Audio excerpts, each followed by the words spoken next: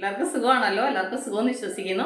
ഇനി ഞാൻ വന്നിരിക്കുന്നത് നമുക്കൊരു ഈവനിങ് സ്നാക്ക് ഉണ്ടാക്കാം. ഈ വൈകുന്നേര സമയം സ്നാക്ക് ഉണ്ടാക്കുന്ന ഓരോ കൺഫ്യൂഷൻ, ഇന്ന് എന്താ ഉണ്ടാക്കുന്നതെന്നുള്ള ഓരോ കൺഫ്യൂഷൻ ഉണ്ടാവും. അപ്പോൾ സിമ്പിളായിട്ട് നമുക്ക് നല്ല ഹെൽത്തി ആയിട്ടൊരു സ്നാക്ക് ഉണ്ടാക്കാം. അപ്പോൾ നമുക്കത് എങ്ങനെ ഉണ്ടാക്കുന്നതെന്ന് നോക്കാം. അതിനു മുമ്പായിട്ട് എൻ്റെ കൂട്ടുകാർ ആദ്യമായിട്ടാണ് എൻ്റെ വീഡിയോ ചാനൽ കാണുന്നതെന്നുണ്ടെങ്കിൽ പ്ലീസ് എല്ലാവരും ചാനൽ സബ്സ്ക്രൈബ് ചെയ്യണം കേട്ടോ.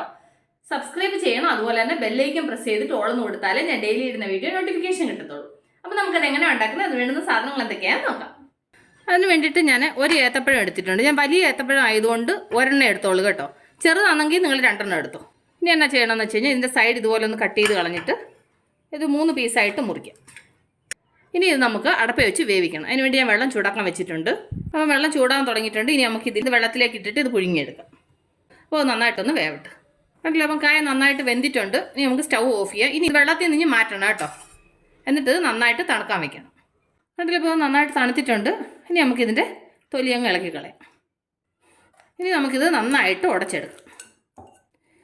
എന്നിട്ട് ഇതിലേക്ക് ചെറിയൊരു കപ്പിന് 1 കപ്പ് ഗോതമ്പ് പൊടി ഇട്ട് കൊടുക്കാം. എന്നിട്ട് ഇതിൻ്റെ കൂടെ 1/4 ടീസ്പൂൺ ഉപ്പ്, അതിൻ്റെ കൂടെ 1 പിഞ്ച് ബേക്കിംഗ് സോഡ. ഇനി ഇത് നന്നായിട്ട് മാവ് കുഴച്ച് ചപ്പാത്തി മാവിൻ്റെ പരുവത്തിൽ കുഴച്ചെടുക്കണം. നിങ്ങൾക്ക് ഇച്ചിരി ഡ്രൈ ആയിട്ട് തോന്നുമെങ്കിൽ കുറച്ച് വെള്ളം ചേർത്തിട്ട് മിക്സ് ചെയ്തിട്ട് കുഴച്ചെടുത്താൽ മതി കേട്ടോ. ആദ്യമേ വെള്ളം ചേർക്കരുത്. മാവ് നന്നായിട്ട് കുഴച്ചിട്ട് അതിന് വെള്ളമയം വേണമെന്ന് തോന്നുവാണെങ്കിൽ മാത്രം ചേർത്താൽ മതി കേട്ടോ. ഇല്ലെന്നുണ്ടെന്നുണ്ടെങ്കിൽ ആ പഴത്തിനകത്ത് വെള്ളമയം മതിയെങ്കിൽ അങ്ങനെ കുഴച്ചെടുത്താൽ മതി. വെള്ളത്തിൻ്റെ ആവശ്യം വരത്തില്ല എന്ന് എനിക്ക് തോന്നുന്നത്. കാരണം വെച്ചപ്പോൾ കണ്ടില്ലേ, ഇത് ഫുള്ള് ആവശ്യത്തിനുള്ള വെള്ളം ആ പഴത്തിനകത്ത് തന്നെ ഉണ്ടാവും. അപ്പോൾ ഞാനിത് നന്നായിട്ടൊന്ന് കുഴച്ചെടുക്കട്ടെ. കണ്ടില്ലേ, അപ്പോൾ മാവ് നന്നായിട്ട് കുഴച്ചെടുത്തു. ഞാൻ അതിനകത്തൊരു ഡ്രോപ്പ് പോലും വെള്ളം ചേർത്തില്ല കേട്ടോ. പഴത്തിൻ്റെ നനവിലാണ് ഞാൻ മാവ് കുഴച്ചെടുത്തത്. അപ്പോൾ എനിക്ക് കറക്റ്റ് അളവായിരുന്നു. ഓക്കെ, അപ്പോൾ ഇത് റെഡിയുണ്ട്. ഇനി ഒരു 5 മിനിറ്റ് ഇതിങ്ങനെ ഒന്ന് ഇരിക്കട്ടെ. കാരണം വെച്ചാൽ നമ്മൾ പഴവും എല്ലാം ചേർത്ത് നമ്മൾ മിക്സ് ചെയ്തല്ലേ, ഒരു 5 മിനിറ്റ് ഒന്ന് സെറ്റ് ആവട്ടെ. ഇപ്പോൾ ഒരു 5 മിനിറ്റ് കഴിഞ്ഞു. ഇനി നമുക്ക് ഇതിൽ നിന്ന് ഒരുപാട് വലിയ ബോൾ എടുക്കണ്ട, ഒരു മീഡിയം ബോൾ, നമ്മൾ ചപ്പാത്തി ഉണ്ടാക്കാനൊക്കെ എടുക്കത്തില്ലേ, അതുപോലുള്ള ഒരു മീഡിയം ബോൾ, ഈ ഒരു പരുവത്തിൽ ബോൾ ഉണ്ടാക്കിയെടുക്കാം. അപ്പോൾ ഞാൻ ബാക്കിയുള്ളതിൽ ഇതുപോലെ ആക്കിയെടുക്കട്ടെ. അത് കഴിഞ്ഞ് ഒരു ബോൾ എടുത്തു. അത് കഴിഞ്ഞ് ഈ ചപ്പാത്തി പലകയുടെ മേളിലോട്ട് ഇങ്ങനെ വെച്ചിട്ട് എന്നിട്ട് ഇതിങ്ങനെ ഒന്ന് പരത്തിയെടുക്കുക.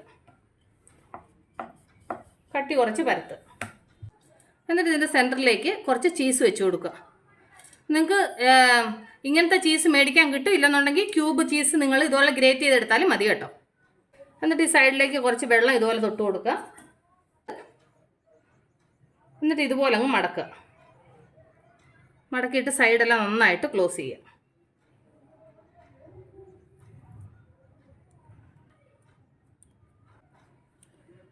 കണ്ടില്ലേ, ഇതുപോലെ. അപ്പം ബാക്കിയുള്ളത് ഞാൻ ഇതുപോലെ ഒന്ന് ആക്കിയെടുക്കട്ടെ. കണ്ടില്ലേ, അപ്പോൾ ഇതെല്ലാം ഇതുപോലെ ആക്കിയെടുത്തു. ഞാൻ ആ എടുത്ത മാവ് വന്നിട്ട് ഒരു 5 പീസിനുണ്ടായിരുന്നു കേട്ടോ.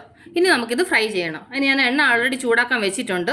അപ്പോൾ എണ്ണ നന്നായിട്ട് ചൂടായിട്ടുണ്ട്. ഇതിലേക്ക് നമ്മൾ റെഡി ചെയ്തത് ഓരോന്ന് ഇട്ട് കൊടുക്കാം. ഒരു ലോ ഫ്ലെയിമിൽ വെച്ച് വേണം ചെയ്യാൻ, അല്ലെങ്കിൽ അകം വേവത്തില്ല. ഒരു സൈഡ് ഒന്ന് കുറച്ച് ഫ്രൈ ആകുമ്പോൾ ഒന്ന് തിരിച്ചിട്ട് കൊടുക്കണം. ആ സൈഡ് അതുപോലെ ഫ്രൈ ആവണം.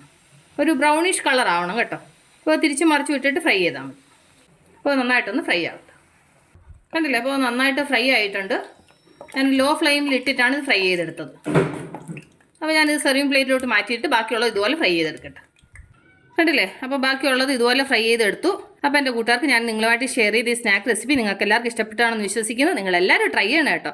നിങ്ങളെല്ലാവരും ട്രൈ ചെയ്ത് നിങ്ങൾക്ക് ഇഷ്ടപ്പെട്ടാൽ നിങ്ങളുടെ ഫ്രണ്ട്സിന് ഷെയർ ചെയ്യുക, ലൈക്ക് ചെയ്യുക, വാല്യുബിൾ കമൻറ്റ്സ് ഇടുക. അപ്പോൾ നാളെ നമ്മൾ പുതിയൊരു വീഡിയോയും പുതിയ റെസിപ്പിയുമായിട്ട് വീണ്ടും കാണും വരെ ടേക്ക് കെയർ, ബൈ.